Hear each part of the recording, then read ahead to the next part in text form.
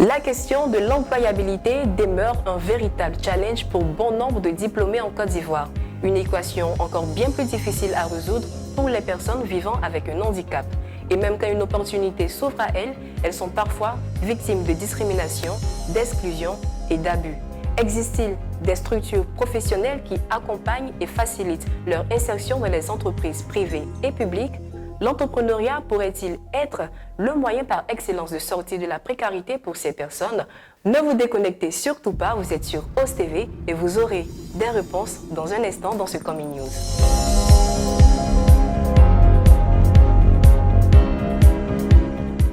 Créer un espace d'échange et de rencontre entre potentiels recruteurs et demandeurs d'emploi en situation de handicap, c'est la mission que s'est assignée le cabinet La Libellule à travers son concept événement Handi Emploi ou la journée de l'emploi des personnes en situation de handicap. La 6e édition s'est tenue le 17 mai dernier avec pour thème « Tous au travail » et a eu un franc succès. Le constat est réel, les personnes en situation de handicap ont du mal à s'insérer. L'objectif de ce salon, c'est de rapprocher les entreprises des personnes en situation de handicap à la recherche d'emploi. Parce que les procédures de recrutement des entreprises ne les prend pas en compte. Et la journée de l'emploi, comme vous le constatez, c'est une journée de rencontre, d'échange, de partage. C'est une journée d'entretien express aussi. Et sachez que la journée Handi Emploi nous a permis d'augmenter sensiblement le taux d'insertion de ces personnes-là. Et à la 6e édition, nous pouvons dire que nous sommes à plus de 400 personnes en stage et avec 15% de CDD et 5% de CDI. La Fondation Mounion, créée en 2021 par Ange Grâce Béo, a pour principal objectif d'aider les jeunes femmes en situation de handicap à vivre, apprendre et s'épanouir avec leur handicap tout en devenant la meilleure version d'elle-même. Au cœur du plan d'action de la Fondation Mounion, des séances de sensibilisation et des formations en développement personnel, en leadership féminin et en entrepreneuriat.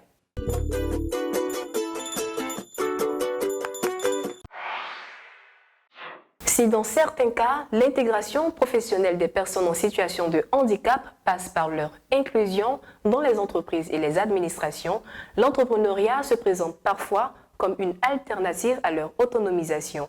Trabi Mathurin, président de l'AOSI, Association des handicapés et orphelins de Côte d'Ivoire, encourage ses pairs à miser sur les activités génératrices de revenus. AOCI, créée le 23 décembre 2019, l'association a pour mission de promouvoir les droits des personnes en situation de handicap, leur employabilité à travers l'entrepreneuriat, l'éducation et la formation professionnelle. Notre mission phare, c'est encourager, accompagner les personnes en situation de handicap afin de se lancer dans l'entrepreneuriat parce que c'est l'un des chemins les plus sûrs pour l'autonomisation des personnes handicapées parce que ici, les entreprises vraiment ont du mal à employer les personnes en situation de handicap. Ils ne leur font pas confiance. Nous organisons des activités de formation, des activités génératrices de revenus. Les fonds que nous récoltons servent prenons pour financer le projet d'autres personnes handicapées. Jusque-là, nous avons financé pour 10 personnes dans les différents secteurs d'activité, la couture, la cordonnerie, l'esthétique, les ventes. Nous en arrivons maintenant à la question de l'internaute qui nous vient de Madame Chantal Zeibo qui voudrait savoir comment surmonter l'épreuve d'avoir un enfant porteur d'un handicap. Une mère ayant vécu cette situation a bien voulu partager quelques conseils tirés de son expérience. Je suis mère d'un jeune garçon de 11 ans qui s'appelle Samuel et qui est un enfant avec un handicap moteur. Alors, mon enfant est autiste et épileptique. Il y a quelques années de cela, j'ai décidé de vivre au-delà de l'handicap et de ne pas me laisser abattre par cette maladie-là, de soutenir mon enfant et de rester forte. Ça a été très difficile, quasi difficile. Et après, je me suis juste dit, écoute, on ne peut rien y changer. J'ai juste décidé de m'accrocher à Dieu, accepter le verdict et accepter de l'accompagner dans la guérison. Mes petits conseils, c'est l'enfant est spécial, c'est une bénédiction. Il faut déjà le considérer comme un enfant normal, dans le traitement, dans l'éducation qu'on lui apporte.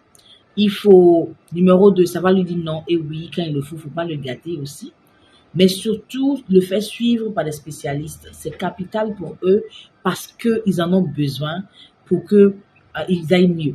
D'accord? Les petits frères de Samuel ont joué un très grand rôle dans son autonomie aujourd'hui et je vais conseiller des parents qui peut-être aussi ont un enfant spécial comme le premier enfant de ne pas hésiter à en avoir d'autres. Ça serait vraiment des aides, des personnes qui vont vraiment contribuer à leur autonomie. Et j'ai fini par vous demander de donner beaucoup d'amour. Beaucoup d'amour. L'amour guérit, l'amour soigne, l'amour est juste merveilleux pour ces enfants-là. Nous espérons que ce partage aidera toutes les mamans qui passent par cette phase difficile. Passons à présent à l'annonce de belles opportunités qu'il vous faut absolument saisir. L'appel à candidature du prix ESD Okayama Award 2022 a été lancé. Ce prix est destiné à soutenir des organisations qui réalisent des activités d'éducation au développement durable et en fait la promotion auprès des communautés locales. Les candidatures sont ouvertes jusqu'au 15 juillet 2022. Vous pourrez également postuler à l'appel à projet lancé par l'Agence française de développement en vue de subventionner les organisations de la société civile féministe luttant pour l'égalité des genres dans et par l'éducation à travers les approches communautaires durables. Date limite de dépôt de candidature le 27 juin 2022. Et pour plus de détails, consultez dès maintenant le site internet de OSTV. Voilà, c'est tout pour ce numéro de votre magazine Le Coming News. Nous espérons que vous avez pris beaucoup de plaisir à nous suivre. Nous retenons tout simplement qu'en fait, il n'y a pas de handicap. L'handicap se trouve dans le regard des autres. Nous parviendrons à créer un monde plus inclusif si nous osons changer notre regard, si nous osons offrir de belles opportunités à ces personnes et si vous, chers entrepreneurs, vous osez communiquer autrement avec OSTV. À bientôt.